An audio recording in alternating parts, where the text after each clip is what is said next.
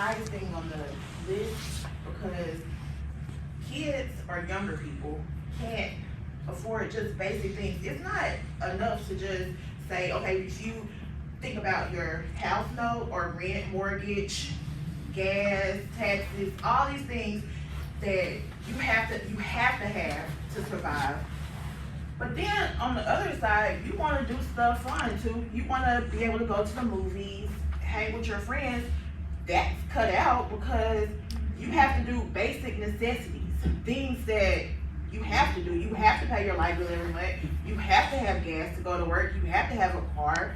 All these things tie together, it is not affordable for, you know, the average person. And on top of that, you have, I think it's a sense of hopelessness that people have.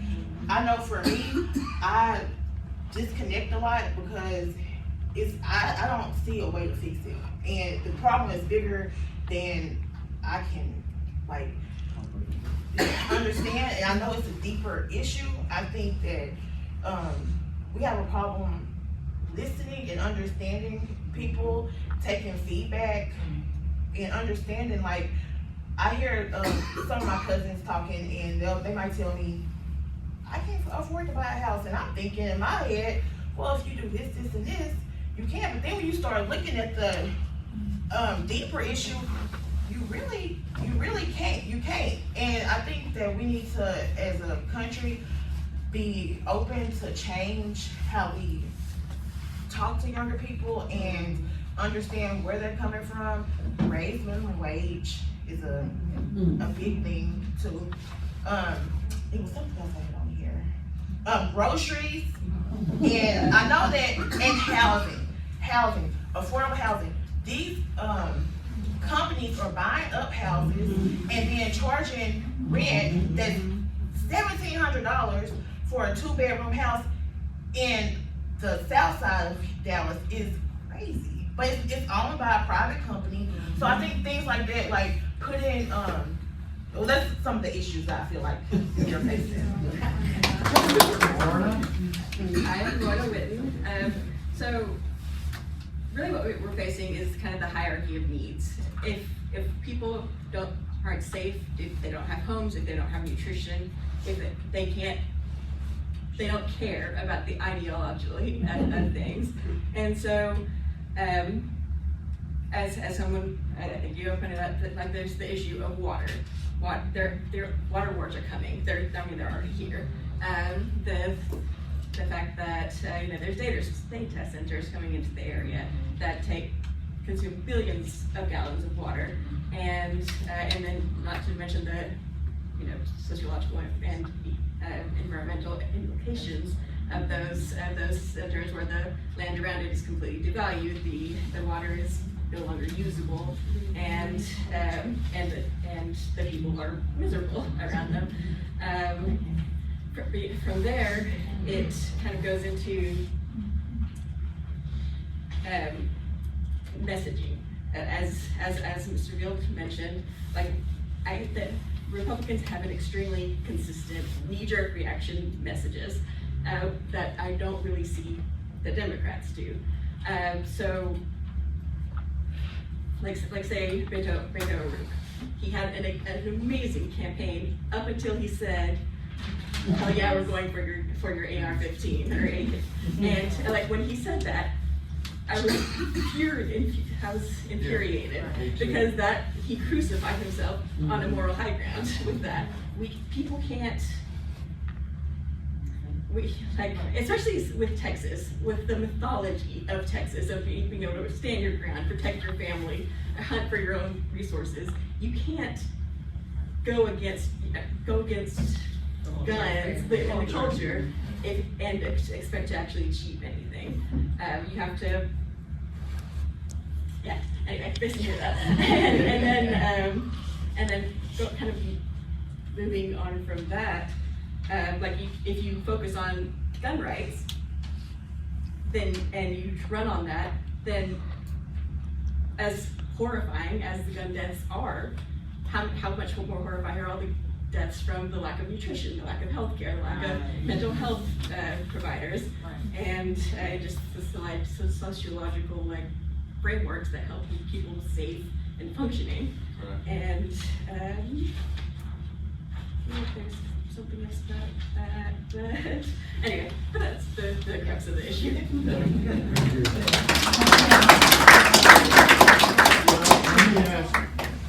ask you, I'm worried about the apathy of people right now. I understand it. But there's only one way in this country to change it. And that's to get people involved and make their voices heard.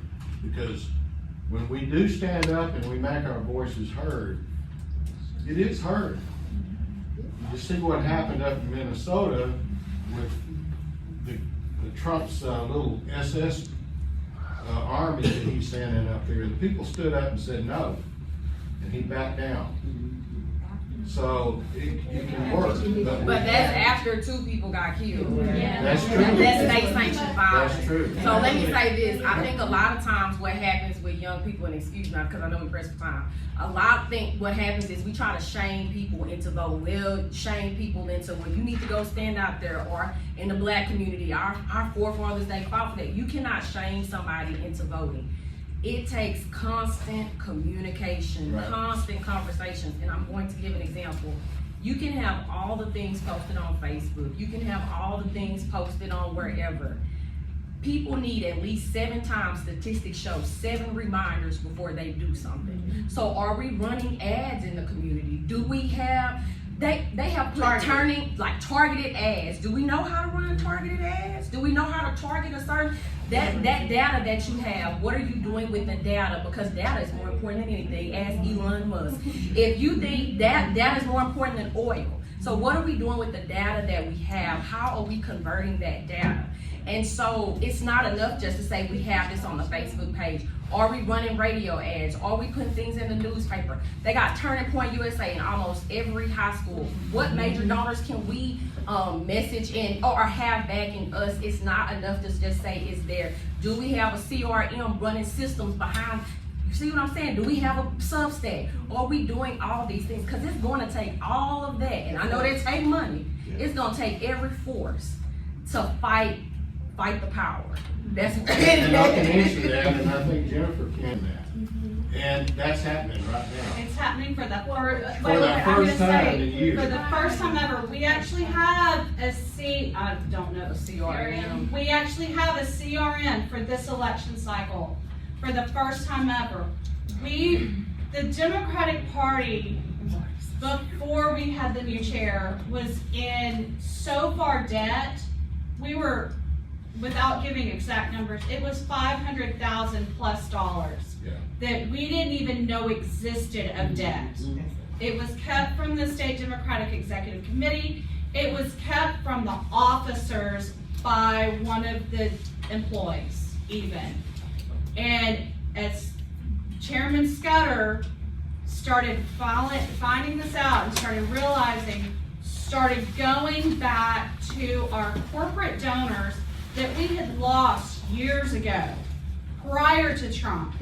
Then we had other corporations that would normally donate so much money to the Republicans and so much money to the Democrats. Well, they couldn't give us money because the Republicans had gone off the deep end and they weren't going to give them money. So they were afraid in Texas to just give the Democrats money that they would lose so much clientele.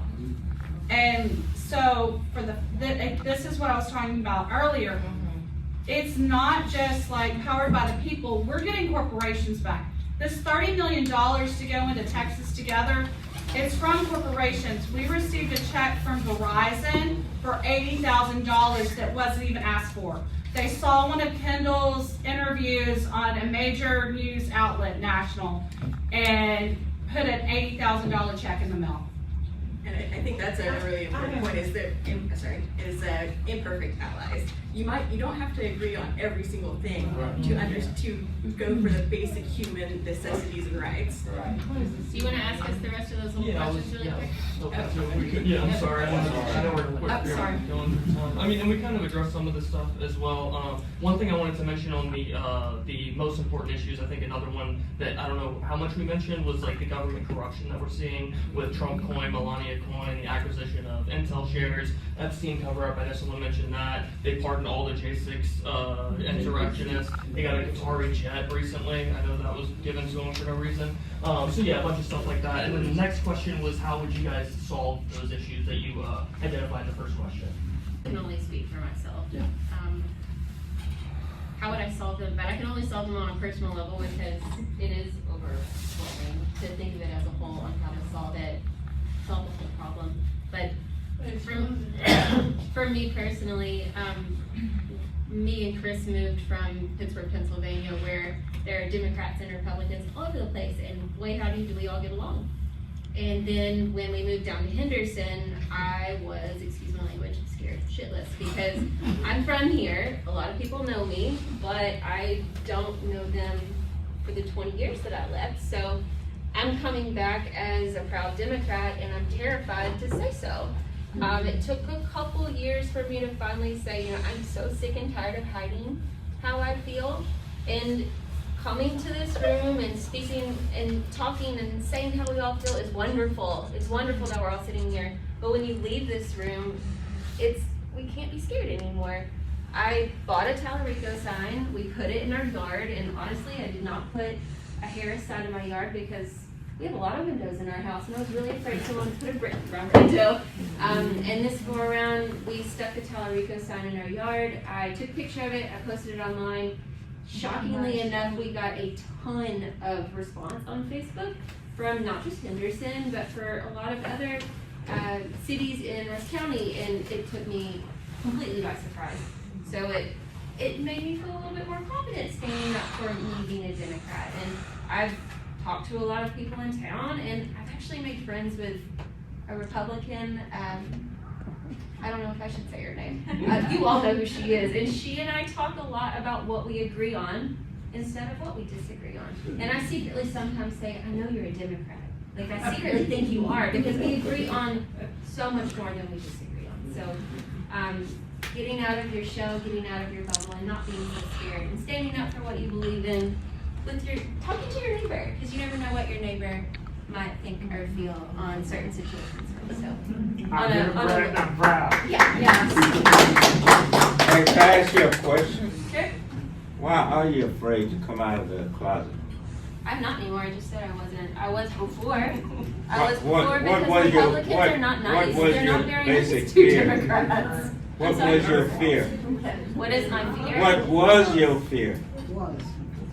She said because Republicans Well, were not very nice people. They're not very nice people, including my So entire were you family. afraid of I bodily sit at harm? dinner- I sit at a dinner table with a handful of Republicans, and we do not agree on really anything. And they're very angry and nasty when we start talking about politics at the table, and we quickly leave the dinner table. Okay, So- my question is, Yeah. were you afraid of bodily harm or embarrassment? I'm never afraid of embarrassment. I am not afraid to So you stand up was for my afraid beliefs. that you would be harmed? I said when I didn't put a Harris sign in my yard because I was too afraid a brick would be thrown through our window. Oh, That's okay. harm. Yeah, I was terrified actually. I'm just, it's a general question. Yeah, Why are people afraid? They're either afraid of embarrassment because people are really or mean being about harmed, it. bodily harm. So to kind of shift to answer the question, I think Angela Davis says the revolution starts on the inside. So what are you doing? A lot of times we're afraid to change our behaviors. We're afraid to listen to somebody else if somebody else has a different opinion than us. So for me, it's about having a conversation, multiple conversations, right? But also, rest is a form of opposition, and that is what my counterparts are doing right now. We are resting, we are taking care of ourselves, we are doom scrolling, we are trying to figure out how we are going to do the things that we enjoy without having to see Trump on the news cycle every minute, every hour. So that is kind of where we're sitting at, and that is the question, and that is the challenge to you. What do you do with that apathy? What do you do with the people that really just want to take care of themselves emotionally and mentally? Because that is where we're sitting. Don't be fooled. We're very aware of what's going on. But a lot of the commentary is we done our parts. We tried to tell you that gas was gonna be up. We tried to tell you he was gonna bomb Iran. Like, we did all of these things, and we were out there marching and protesting and doing all these things. And now you want us to fight, and we're not going to. Like, that's where we sit as, I'll say, Black women. And I'm always like very transparent, as you can see. But that is where we are. So you have to ask it is not just enough, and I'll end with this. It is not just enough to be an ally. We need an accomplice. If we get in the truck and we decide we gonna rob the bank, not literally, figuratively, you need to be in the truck with us. You need to be in the car with us. When somebody says something about an immigrant, when somebody says something about a Black woman, when somebody says something about, what do you say behind closed doors? How do you fight for us behind closed doors? Because that's what matters. I have a question for you. Go ahead. The apathy that you expressed, what would you want us to do? What do you feel like? Having uncomfortable conversations. Those uncomfortable conversations, those conversations that when you are, I had, this is kind of off the topic, but on the topic, I had something happen recently, and I was telling my daddy, you have to say, you are wrong. Those specific words. You can't say, well, I would have did it a different way. No, you're wrong. That is wrong. Basic human rights everybody should have one. So those you're saying that if we do that, then you young people that have the issue with the apathy, you want to protect yourselves. Right. What if we do that? I feel like we're trying to do that. When will you say to yourself, okay, it's time for me to get involved? Probably after Trump is out. I do it every day. Because probably after Trump is out, because like I'm being honest, I've been like into politics since I was 18. I'm 42 right now. So I've been like in the trenches, always talking, always having those uncomfortable conversations, always being a villain, always being very vocal, and I'm tired because I was gonna say the question was how would I solve the problem? I am very not, I'm not an organized person at all. But when I have a problem, I always look at how do I get to the solution. So if I'm teaching a kid how to read and I see that this child can't read, okay, so I'm gonna go to the top, to the bottom, because my end goal is what I want to do to get this child to read. So does this child know phonics? No. I'm looking at all the points that I need to touch. So my end goal is get this child to read. So if I want young people to get involved, if I was gonna get out there and say, hey, how can we get these people involved? I'm looking at, my end goal is to get young people involved. Nothing else. If I have to start a TikTok campaign, if I have to do whatever I'm thinking, I'm asking the 18-year-olds, hey, why are you not involved now? Because I don't know, because I want to get the details. I get those pinpoints, 3 or whatever, I centralize the problem and find the solution, and I start working towards it. So that's how I handle stuff that I get anxiety. So I think that would be like a good way to start is you know that you want to change, you want to get young people out there and start to vote and be involved. How? You have to listen, for one. You have to be open. Open. And when I say that this is blue, well, it's not really blue. It's about, just be open. Listen to us. Or them, because I'm really not, I'm more on the older side, I feel like. But listen to them and just be open and feel like, hey, that's a good idea, because my views are always changing. How I'm always listening, always thinking how I want to make your life better. I want this person's life to be better. And if I hear that how she's feeling, I might not really agree with it. I feel like it could be done a different way. Once she started giving me input, I'm like, well, you know what? That is a good idea. I can take something from that, maybe not everything, for something and move on. So I feel like to answer your question is, we don't know when the time is, but I just know that I want change. I do want change. I don't necessarily know how to fix it because I don't know how to fix. I have, my circle is limited of people that I talk to now. So, I feel like I have done the work, prior to this. I've done the work and, So do you feel like that if here in Russell County, we had more, offered something for just young folks, young people? Yeah, in regard to that, like, especially whenever you say, like, listening and, like, you're having uncomfortable conversations, I was planning on doing basically, like, a young people's community night, maybe once a month. Yeah. So where we could all kind of get together, have conversations, debate, and then just really, like you said, have those uncomfortable conversations, make the decisions of what the platform would look like so we can message clearly together, and then maybe we can start getting the ball rolling on, like, a more local level, Right. I think that's a great idea. That is, that's really good. But what we have to be actionable when we get that information, when they say something, what are we going to do? Because I'm not going to No Kings rally because I don't even understand the point of the No Kings. Like, what is the action after the No Kings rally? We just don't want no kings. Like, I'm talking to you like a young person, right? We don't understand the action after No Kings besides we don't want no kings. Well, I said I didn't want no kings when I voted. So, and I knew what the issue. Like, that's how young people are thinking. So, what is going to happen at the No Kings? So, it's not enough to have. That's the start. That's the starting point. But now we got to take that into an actionable measure. We got to have a plan for what we're going to do afterwards. And even I want to tell y'all to thank y'all for inviting us because this is a start. Yep.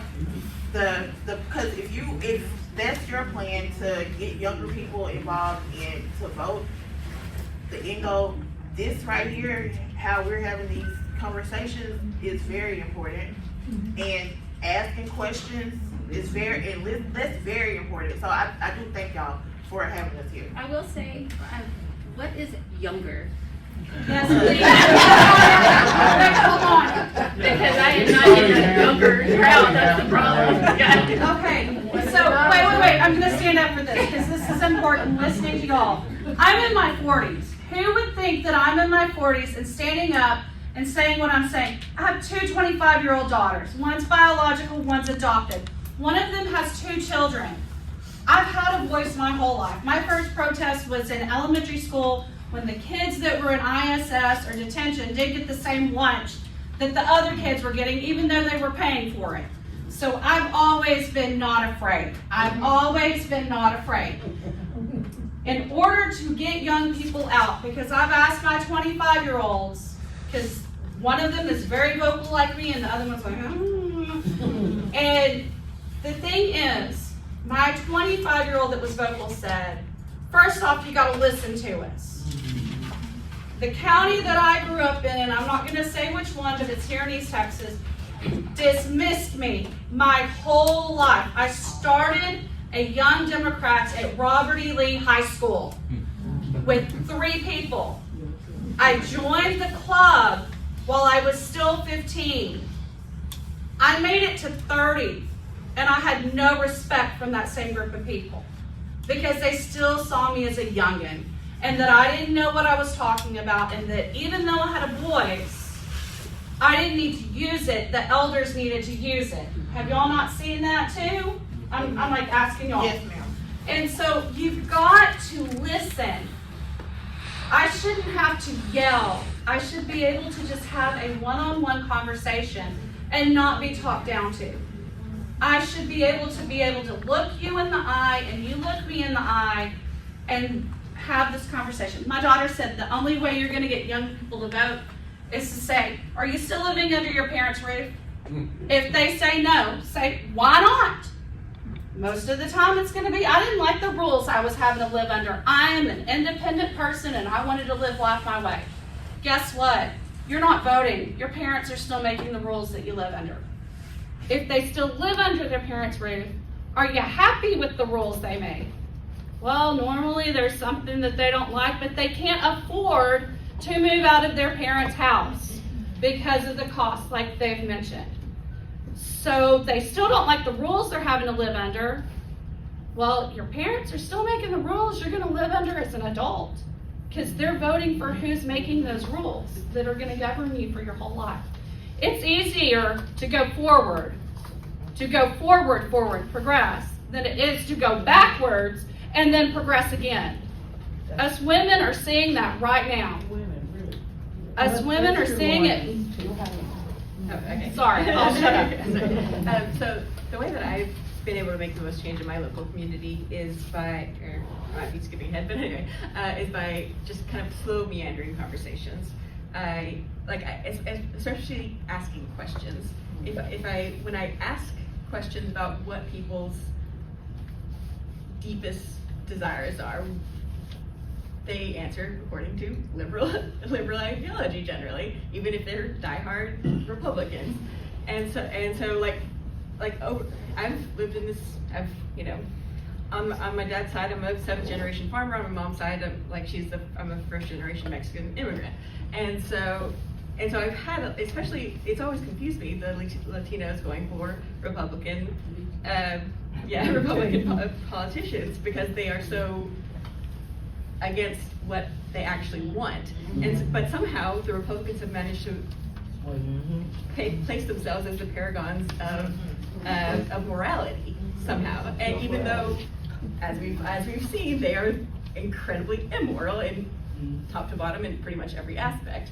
And so I feel like we need to more, because of the attention spans of people these days, but with social media, with TV, with Instagram, blah, blah, blah, it's people are finding it increasingly difficult to connect the dots on how things work, and so unfortunately a lot of the times you do just have to spoon feed them just the different understanding of how this policy affects whether you're able to eat tonight. And so it's just Yeah, I think we kind of touched on a lot of the third one, so if y'all have any last minute things, but if not, then I think No, I think I said. I just think the other thing, I do have one more thing, because I can talk, but I'm gonna wrap it up on. Listen, I'm gonna say this. We have uncomfortable conversations, but also things are very systemic. Policy affects everything. If you have the ability to hire a young person, mentor a young person, how many times have you been in a hiring position and you hire somebody that look like me? Or hire somebody that look like Jen? Or hire somebody that look like my new friend? Like, when you have the power and the authority, how do you use it? And I'm talking to especially those that have the CEO roles or the ownership roles. That is how you bring about the uncomfortable conversations, but also when you are in a position of power and control or whatever that may be, hiring people that look like me, hiring people that are younger, taking a chance on that young black kid who, whatever the thing, the young Hispanic kid, saying the hard stuff, like, say the hard stuff like Channing said. Don't be afraid to say black people. Y'all say Caucasian, we say white. Say the hard stuff. Like, it's nothing wrong with saying the hard things. Be okay with being uncomfortable, because at the end of the day, it don't matter how we disagree. I know I'm still gonna be friends with you. I'm still gonna like you, but I'm gonna tell you what's on my mind. Mm-hmm. So do the hard things. Push yourself. I have one more thing. I'm gonna sit down. I think that another thing that we can do in Russ County is be more connected with the community in ways like the schools or the lower. Maybe like reading to the kids, things like that, like a group, connect with the school and go volunteer a little bit, stuff like that. I think that will help. And like how he was saying about the education classes is good. That's a good way to connect. Have like, I know the Russ County, agriculture, the extension, they do like cooking classes and stuff, and like the nutrition classes, connect to the community. And then sometimes people will say, well, it's not that bad, like you're a Democrat and you're not weird, like so I think that's another way, like connect to the community and then you can kind of gain the community's trust and know that, like, I'm here because the government's job is to make the lives of the people better. That's the end. So, I think that's a good. Listen, thank y'all.